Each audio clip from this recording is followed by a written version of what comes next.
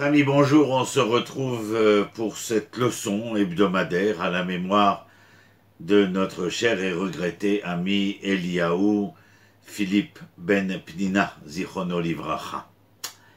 Nous sommes arrivés dans le livre de la Genèse au chapitre 21. Et comme à notre habitude, eh bien, nous allons nous attacher au texte, bien entendu, et à l'entendement des lettres, des mots et des phrases. Alors, le chapitre aujourd'hui est le chapitre 21, qui va nous entraîner, je dirais, en trois parties différentes. La première, c'est la naissance de Yitzhak, bien entendu, jusqu'à son sevrage. La seconde partie concernera la répudiation de Agar et de Ishmaël. Et enfin, nous parlerons rapidement, bien sûr, car le temps qui nous est imparti n'est pas élastique, d'Abraham et d'Avimelech, et bien entendu, entre Abraham et Avimelech, de l'alliance qui va s'établir, ou comme j'aime à les appeler, les accords de paix. Commençons avec la naissance d'Yitzhak. Nous sommes au chapitre 21, et comme d'habitude, je vous convie à suivre le texte et non pas simplement à rêvasser sur mes propos. Il y a là une prose biblique qui est transcrite à travers l'événement, les pérégrinations des personnages qui sont les nôtres. Et je trouve que le texte est composé d'une manière lyrique, et il y a nombre d'analogies textuelles qui peuvent se révéler à travers cette écriture-là. Ce que l'on veut signaler à travers cette analogie est bien entendu l'importance dramatique des événements qui vont suivre et auxquels je vous convie. On y va. Chapitre 21, verset 1. Ve'Adonai pakad, c'est-à-dire il s'est souvenu, et Sarah, ka'asher amar vayas Adonai le Sarah ka'asher diber. Et donc l'Éternel s'est souvenu de Sarah, mais et Sarah, c'est l'essentiel du sujet qui concernait Sarah, c'est-à-dire, bien entendu, sa grossesse. Le fait qu'elle soit enceinte et qu'elle entrevoit donc de pouvoir mener ce projet que seule la femme est à même de mener d'un bout à l'autre. Il s'agit de sa grossesse et à la finalité de cette grossesse, bien entendu, de mettre au monde un enfant qui, par sa présence, témoignera et assurera de la pérennité du devenir familial.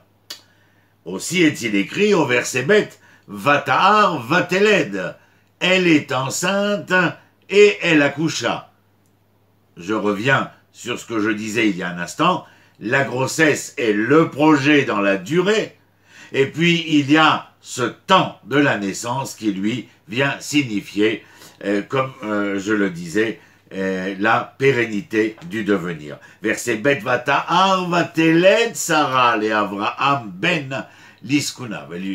Elle donna un enfant à Abraham puisqu'il est le mari, le conjoint, et elle lui donna un enfant à sa vieillesse. C'était bien tout le sujet d'ailleurs des rires, des sourires qui accompagnent ce texte dans la Genèse. La Moed asher diber oto Elohim, c'est-à-dire la Moed en temps et en heure, tel que cela fut promis lorsque les anges arrivèrent et annoncèrent, transmirent à Abraham la bonne nouvelle. Donc la Moed, Oel Moed, la tente d'assignation, l'heure, le temps auquel nous sommes assignés.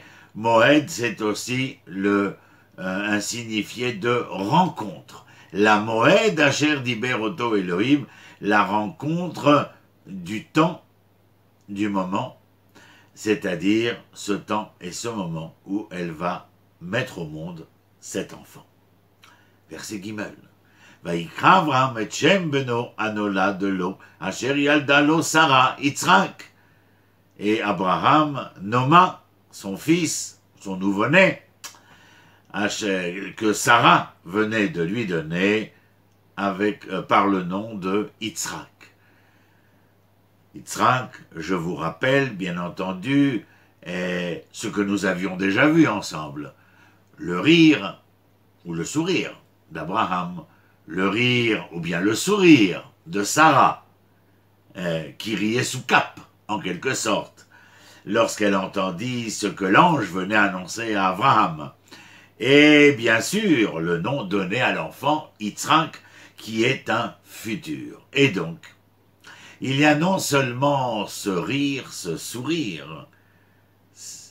Le Tehillim, David Ameller écrira « Shir Ama'alot Beshuv Hashem Tzion Az Imale Srok Pino » lorsque l'Éternel reviendra à Sion, c'est-à-dire que lorsque le peuple pourra enfin retrouver son terroir, Adam et Admato, l'homme, sa terre, eh bien, il y a là un moment où la joie va devoir être exprimée.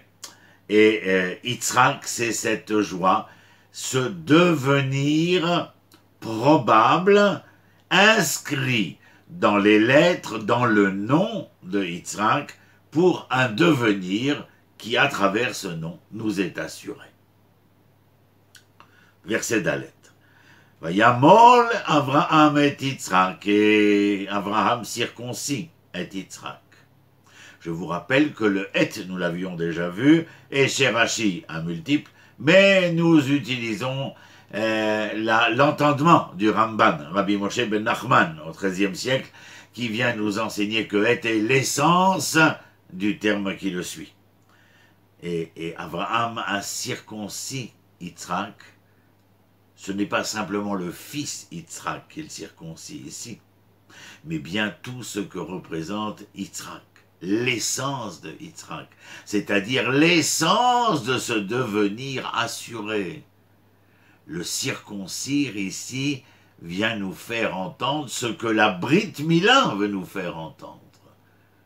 C'est-à-dire qu'il y a non seulement une alliance avec le verbe prononcé par l'Éternel, mais que dans le geste physique, il y a le fait de se départir de la orla, c'est-à-dire du prépuce.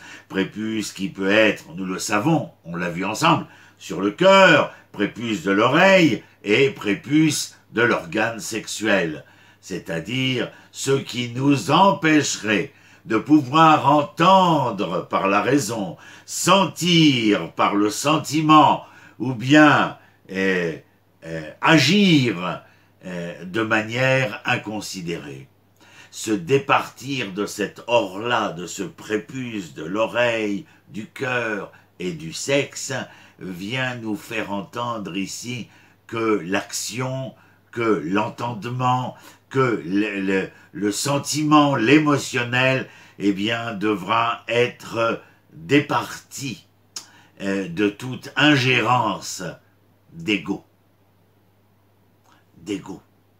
C'est-à-dire de ce jeu-là. C'est-à-dire de ce seul jeu qui toujours veut, mais ne sait pas vraiment, à chaque moment, si ce qu'il veut répond au besoin essentiel qui est le sien. Se départir de ce prépuce et bien entendu faire valoir envers et contre tous les aléas de l'histoire qu'il y a là une affirmation probante et formelle que je me départis de cela, c'est-à-dire que je suis celui à même d'être capable, dans chacune de mes pensées, chacune de mes émotions, chacun de mes actes, de savoir si ce vouloir répond aux besoins essentiels auxquels j'appartiens. Je continue. Verset, Ve'Avraham ben Me'ashana be'ivaled lo et Yitzhak beno, très âgé, 100 ans, au moment où Yitzhak naît. Vatomer Sarah, tzrok asali Elohim. Ah, la voici, elle revient avec son tzrok, c'est-à-dire que il m'a réjoui, c'est étrange, enfin, vous imaginez l'étrangeté de la chose nous fait souvent l'étonnement la surprise, la soudaineté, l'étrangeté nous font très souvent réagir par un rictus, ou bien un sourire, ou bien un rire, ou bien un éclat de rire.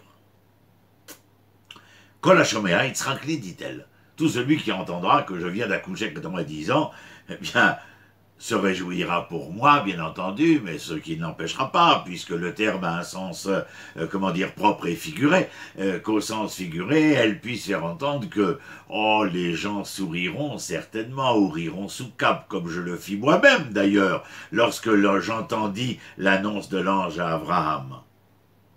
Nous continuons, verset Zayn. Vatomer mi milel et Abraham, et nika banim Sarah. Qui aurait pu dire, faire entendre un propos à Abraham où l'on aurait émis la probabilité que la vieille dame compagne d'Abraham puisse encore allaiter. Et Nika banim Sarah, qu'elle allaite des enfants, qu'elle puisse encore allaiter des enfants. Qui yaladeti ben ezikunav, finit-elle dans ce verset. Car j'ai mis au monde un enfant à ma vieillesse et à sa vieillesse. Verset Ret, Vaïgdal ayelet vaïgamel, vaïgmal, pardon, excusez-moi, Vaïgdal ayelet vaïgmal, vaïas Avraham mishte gadol beyom igamel et Yitzhak. L'enfant a grandi. En général, nous disons dans le texte biblique, à l'âge de 3 ans, l'on sèvre l'enfant. Vaïgdal ayelet vaïgamal. Il a grandi, il fut sevré. À cette occasion, Vayas Avraham Mishte Gadol. Avraham offre un banquet. Beyom Igamel et Yitzhak, au jour où Yitzhak a été sevré. Je vous interpelle ici, car encore une fois, il y a Beyom Igamel et Yitzhak. Au moment où il sevra Yitzhak. C'est-à-dire ce moment où l'essence d'Yitzhak, ayant reçu le lait maternel, va être sevré. Sevré comment dirais-je, sevré de cette transmission ancestrale. Car à partir du moment où cette transmission ancestrale est tout ou partie de mon être, il me revient, à moi, bien entendu, de commencer à me mettre en marche et donc à engendrer, à générer ce que cette transmission vient m'enseigner, mais aussi celle à partir de laquelle je vais commencer à réaliser, à agir, à concrétiser le projet auquel j'appartiens, le projet abrahamique, le projet hébraïque, celui de l'alliance entre l'Éternel et Abraham. Voilà pour la naissance de Yitzhak et son sevrage. Ensuite, il y a cette autre péripétie, bien entendu, qui va, vous allez le voir, nous laisse assez pantois, bien entendu. Et Yitzhak grandit, comme nous venons de le dire, et c'est en fin de compte l'héritier naturel de Abraham, de ce que le texte en dit. Et puis, l'intervention de Sarah sur le fait qu'il faut renvoyer Ishmaël et Agar, suite à quoi Abraham n'en est pas l'homme des plus réjouis à ce moment-là. Venez, allons-y. Chapitre 21, verset tête 9. Vatere Sarah et ben Agar a Mitzri asher yalda le Abraham metzarek. Ma grand-mère aurait dit, Raouda el Pasouk, encore une fois, on retrouve le verset, ou plutôt ici le terme que le verset, c'est-à-dire que Sarah vit que le fils de Agar, l'égyptienne, qui avait donné un enfant à Abraham, Metzarek. Vous comme moi, vous entendez que la racine tzadik ret kouf, tzorek, tzarak, est ici présente. Il y a donc rire ou sourire, comme nous l'avons dit précédemment, mais Metzarek. La traduction serait se moque. Ce n'est pas le rire sous cap, ce n'est pas le sourire. Metzarek, ça veut dire se moquer. disons-le autrement, ça pourrait être aussi ironisé. Metzarek. Certains voulurent dire que Metzarek a un entendement, un sous-entendu sexuel, que les comportements, les attitudes de Ishmaël. Cela me paraît, lorsque j'essaye d'entendre, comme je vous l'enseigne d'ailleurs, la littéralité biblique, ce à quoi je m'attache, selon le modèle de nos sages de l'âge d'or espagnol, et également de Rachid, d'ailleurs, au XIe siècle, dans son terroir champenois de Troyes. Et cette littéralité me laisse, bien entendu, à même de pouvoir affirmer que je n'entends pas, particulièrement, une redondance sexuelle ici, mais je resterai dans cette racine tzadikret kouf, c'est-à-dire le rire et le sourire.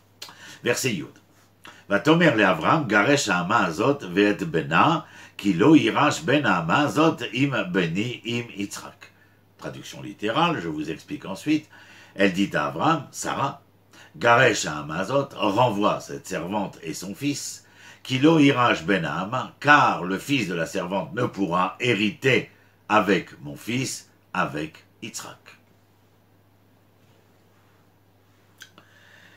Lorsque Sarah dit à Abraham, répudie cette femme et son fils, il faut quand même que vous sachiez que la Brit Mila a déjà eu lieu et donc que Ishmaël était âgé de 13 ans. Si nous sommes après le sevrage de Yitzhak, nous avons donc traversé 3 autres années. L'enfant en question a tout du moins 16 ans.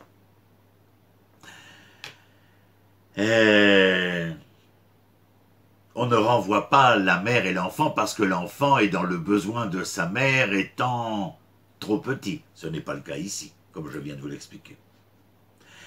La réponse est, je vous explique en lisant le verset. Vatomer le Avram garesh ha'ama azot ve'et bena. Stop. Ki lo irash ben. Lorsqu'il y a qui dans le Tanakh, votre question, la mienne en tant qu'enseignant, c'est lama. Oh, lema, c'est-à-dire pourquoi, à quelle nécessité. Et le texte répond, Ki lo irash ben. Car mon fils ne pourra pas, car le fils de Hagar, le fils de la servante, ne pourra point hériter avec mon fils, avec Yitzhak. Ça nous paraît très terre à terre, bien entendu. Une réflexion qui se veut tout du moins pragmatique, mais que beaucoup viendront et prendront sur le fait que l'héritage spirituel identitaire, messager du projet auquel Yitzhak appartient ne peut être le lot de Ishmaël, bien entendu. Je crois que c'est la semaine dernière que je vous avais laissé au chapitre 20, avec cette idée qui me trotte dans la tête encore aujourd'hui et pour de longues années, je crois, ou si ce n'est à tout jamais. Et si Sarah avait été moins jalouse, moins vindicative, si Ishmaël s'était moins moqué, si Hagar avait été moins omniprésente comme la femme de Abraham, et si. Bien entendu que je pense à Yitzhak et Ishmaël, et à cette déchirure qui a lieu ici, bien que nous le verrons, les choses ne seront pas ainsi dans quelques pages, dans quelques versets. Mais tout de même, il y a quelque chose qui s'inscrit ici, dans l'âme et la conscience de Yitzhak qui voit et entend, et d'un Ishmaël qui entend et qui sent.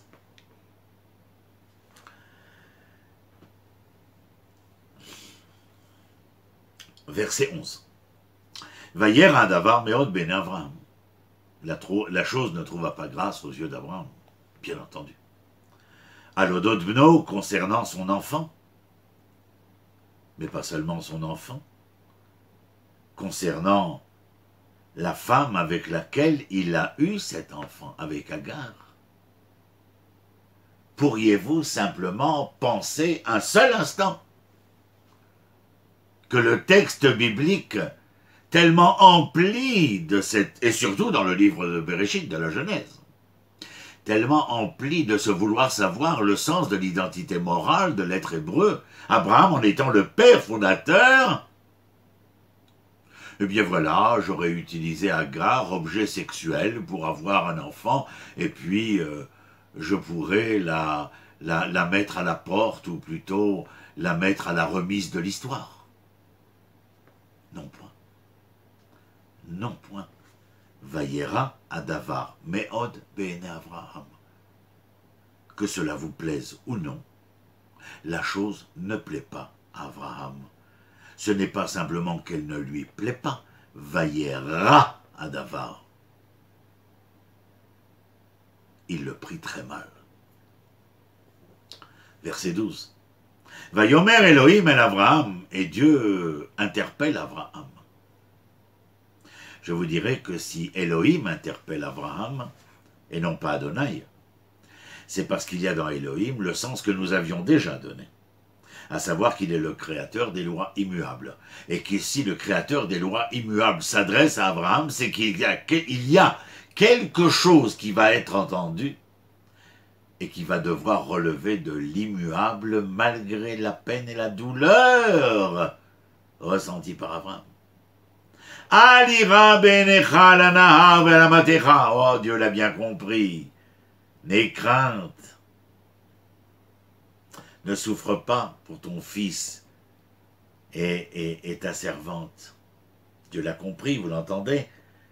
Il ne s'inquiète pas simplement de l'enfant, il s'inquiète aussi, bien entendu, de la femme, de sa femme. Et Dieu lui dit, Kol asher tomar elecha Sara shma bekola. Seulement voilà.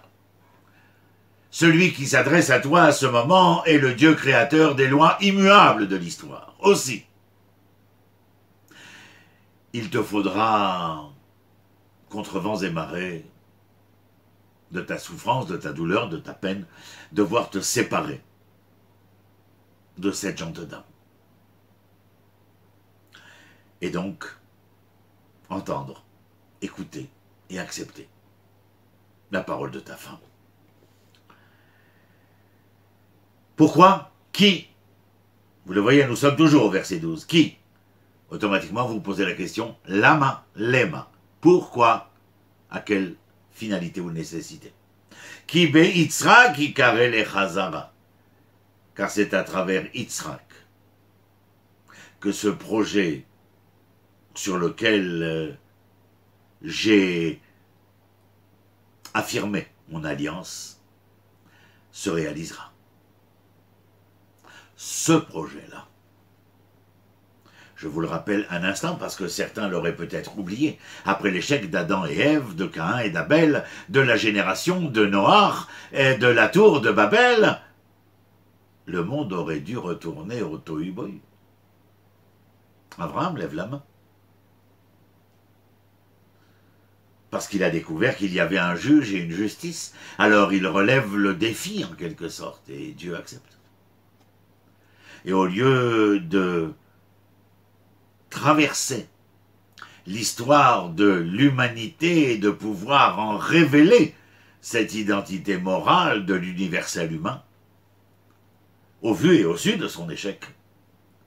Et Abraham ayant accepté de relever le défi, voici qu'Abraham devient celui à travers lequel le projet ontologique ne va plus se réaliser à travers l'universel, mais à travers l'hébreu, qui devra, lui, ayant assumé pleinement ce devenir de l'être hébreu, pouvoir de cette manière éclairer l'ensemble de l'humanité pour qu'elle puisse retrouver le projet ontologique. Verset 13. Vegam et ben Ha'ama l'ego yasimenu. Ne t'inquiète pas, Abraham, le fils de ta servante deviendra un peuple. Kizarecha ou parce qui? Lama, Pour quelle nécessité? Eh bien, tout simplement parce qu'il fait partie de ta descendance, de ta pérennité. Raison pour laquelle Ishmaël ne restera pas un anonyme. Je vous rappelle que son nom est Ishmaël, celui qui entend Dieu. Verset 14. Vayashkem Avram Baboker. Les Hashkim Baboker, c'est se lever de bonne heure. Shrem, c'est l'épaule. C'est la racine de Vayashkem.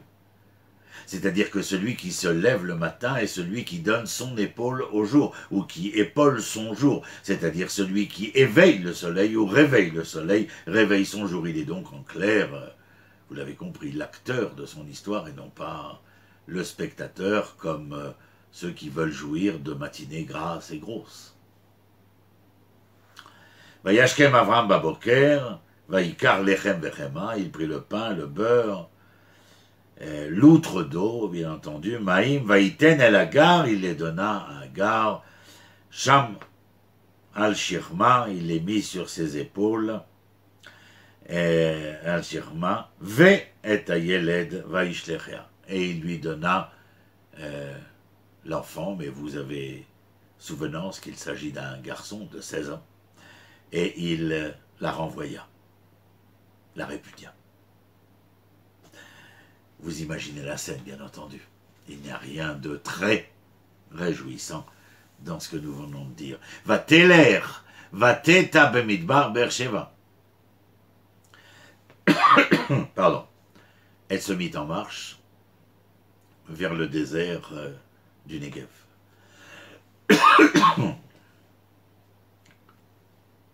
À un moment donné, il n'y eut plus d'eau. Et pardon. Oui, mes amis, je continue. Nous sommes au verset 15. Vaïchlou amaï minachemet, c'est-à-dire l'outre se vida, il n'y eut plus d'eau. Vatashler et ayelet tachat asirim, et elle déposa l'enfant sous... elle déposa l'enfant à l'ombre, si vous préférez. Dans le désert, c'est-à-dire un coin d'oasis. Verset 16, Vatelech vateshev la mineged archek mitachave keshet qui amra al ere bemot yeled.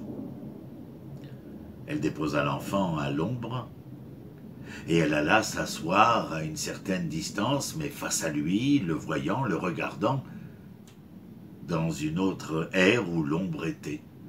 Mais elle ne voulait pas rester auprès de l'enfant afin de ne pas avoir à entendre les soupirs de l'agonie qui étaient ceux de l'enfant à ce moment-là. Vateshev mineged vatissa et kola vatefk. Elle s'assit en face de l'enfant, elle hurla, elle pleura de douleur. Verset 17, Vaishma Elohim et kol hana'am.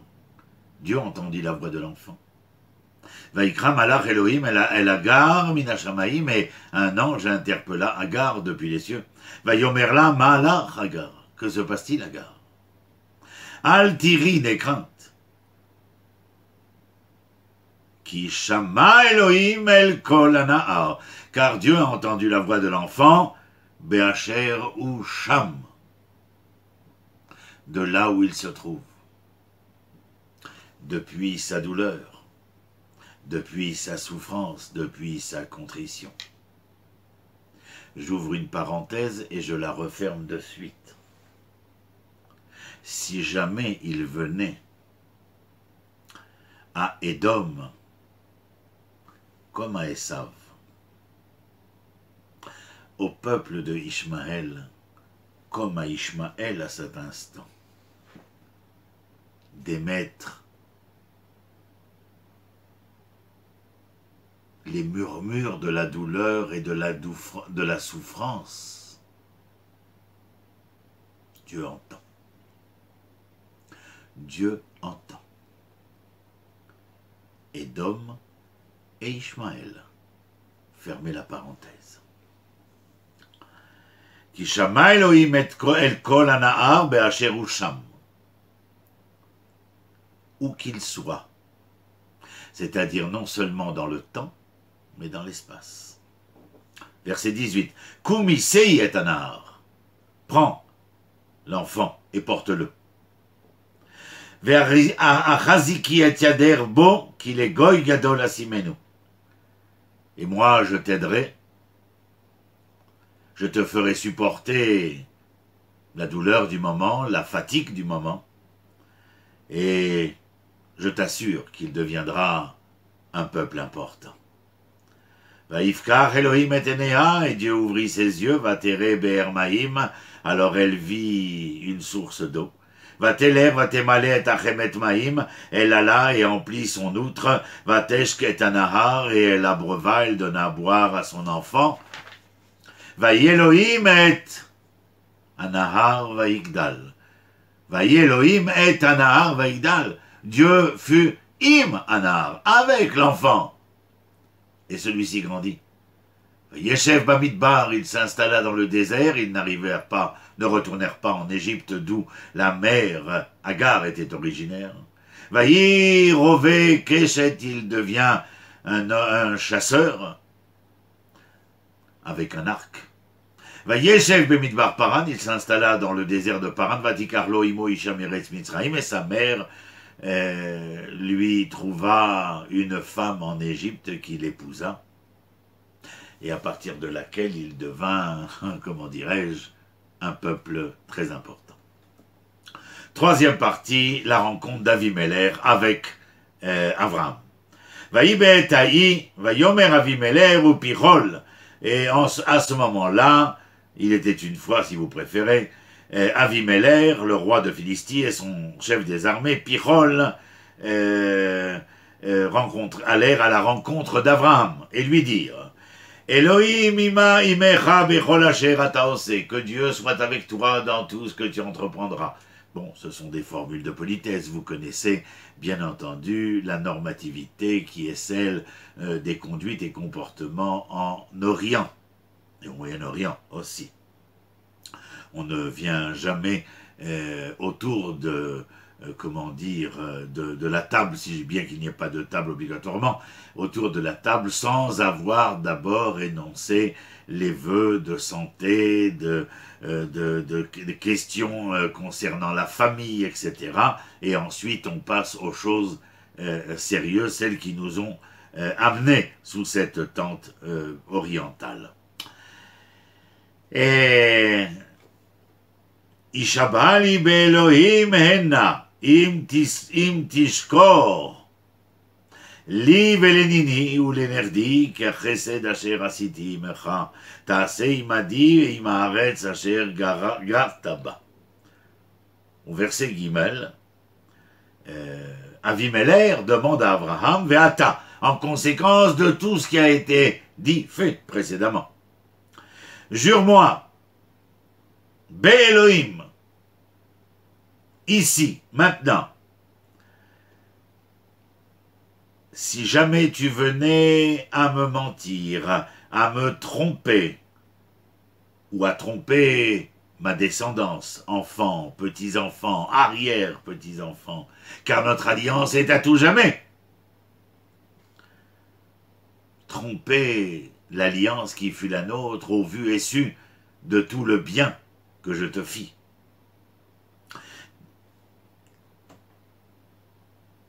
Lorsque je te permis de résider sur la terre de Philistie, alors qu'il y avait la famine à Canaan.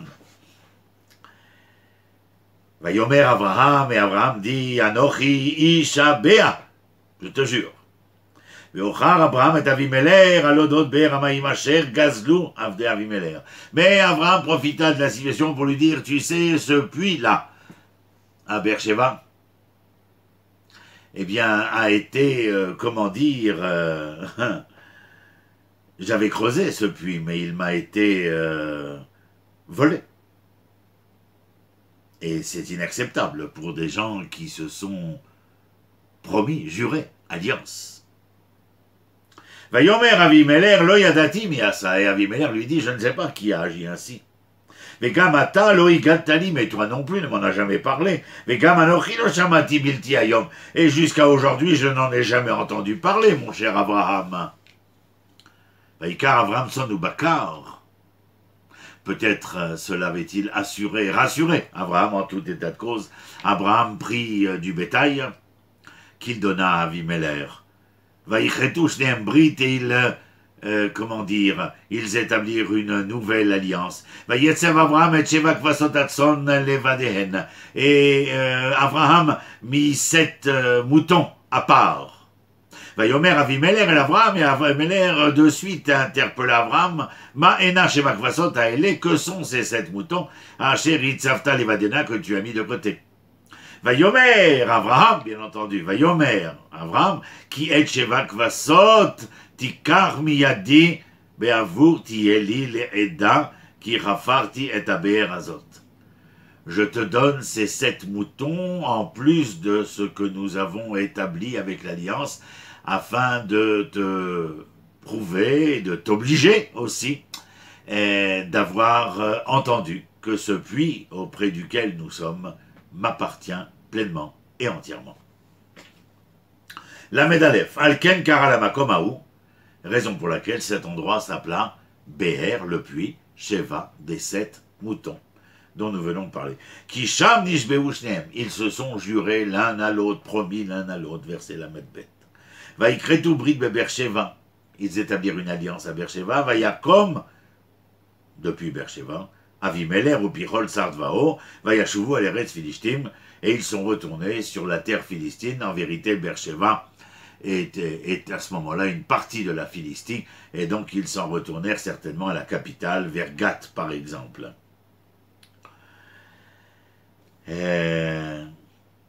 Vayakom Avimelech ou Pirol Sardvao, Vayashuvu Aleretz Philishtim. Vaïta, et Abraham planta, il y a marqué il planta, mais c'est Abraham planta, Échelle, un arbre, Be'Bersheva, auprès du puits, Vaïkra Sham Beshem Adonai El Olam, et il pria l'Éternel, Dieu créateur du monde. Vayagor Abraham Beretz Philishtim Yamim Rabim, et Abraham séjourna un certain temps encore sur la terre philistine à Beersheba. Quelle est l'alliance qui avait été élaborée en amont de cette rencontre? Je vais être très succinct, car ce n'est pas notre sujet, mais juste afin de vous permettre de savoir mieux. L'alliance qui fut établie entre Abraham et Avimelech, et que le terroir rencontré lors de sa première pérégrination auprès de Melchitsédek, roi de Chalem, et que ce dernier offrit à Abraham, en clair, vous l'avez bien compris, Jérusalem, eh bien, voici que Avimelech reçut en échange des accords de paix le territoire, le terroir de Jérusalem. Fermez la parenthèse, je ne peux pas extrapoler à une autre occasion, ce sera notre cas. En tout état de cause, vous voyez que le sujet de la naissance d'Yitzhak, du sevrage d'Yitzhak, le renvoi de Hagar et d'Ishmaël et l'alliance ici, l'ensemble des sujets que nous traitons et qui sont élaborés dans le livre de la Genèse sont des sujets clés, fondamentaux, qui vont servir dans un avenir très proche à l'élaboration du peuple d'Israël et de son devenir, bien entendu. Je vous remercie d'avoir été avec moi encore cette semaine, à travers moi, tout proche des plaines de Mamré, et tout proche de Me'arat HaMarpela, mais cette plaine de Mamré où l'alliance entre Dieu et Abraham s'établit pour la première fois. Shalom, shalom.